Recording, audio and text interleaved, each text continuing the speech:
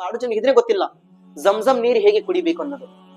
ಹ ಇದು ನಾವು ಕುಡಿಯೋದು ನೀರು ಮನೆಯಲ್ಲಿ ಮತ್ತು ಜಮ್ ನೀರು ಕುಡಿಯೋದು ಬಹಳ ವ್ಯತ್ಯಾಸ ಇದೆ. ಮನೆಯಲ್ಲಿ ಇರುವ ನೀರು ನೀವು ಏನಾದ್ರೂ ಕುಡಿಬೇಕಂದ್ರೆ ಕುಂತು ನೀವು ಕುಡಿಬೇಕು. ಏನಿದೆ ಕುಂದ್ರಕೊಂಡು 3 ಉಸಿರಾಟ ಒಳಗೆ ನೀವು ಕುಡಿಬೇಕು. ಒಂದು ಉಸಿರಾಟದಲ್ಲಿ ಕುಡಿತಿದ್ದೀರಾ ಮತ್ತು 2ನೇ ಉಸಿರಾಟ 3 ಸಾಸ್ ಕರೆಗೆ ಬೋಲ್ತೆ. ಮನೆಯಲ್ಲಿ ಕುಡಿಯುವ ನೀರು ಏನಿದೆ ಅದು 3 ಸಾರಿ ಕುಂತಿ ಕುಡಿಬೇಕು. ಆಬೆ ಜಮ್ ಏನಿದೆ ಕುಂತಿ ಕುಡಿಬಾರ್ದು, ನಿಂದ್ರಕೊಂಡು ಕುಡಿಬೇಕದು. ನಿಂತಲ್ಲೇ ಕುಡಿಬೇಕು, ಕುಂದರ್ಕೊಂಡು ಕುಡಿಬಾರ್ದಂತೆ ಆಬೆ ಜಮ್ ನೀರ್ ಏನಿದೆ ಆ ನೀರ್ ಕುಡಿದ ಮುಂಚೆ ಒಂದು ನೀವು ಯಾವುದೇ ಒಳ್ಳೆವಾದ ನಿಯತ್ ಮಾಡ್ಕೋಬೇಕು.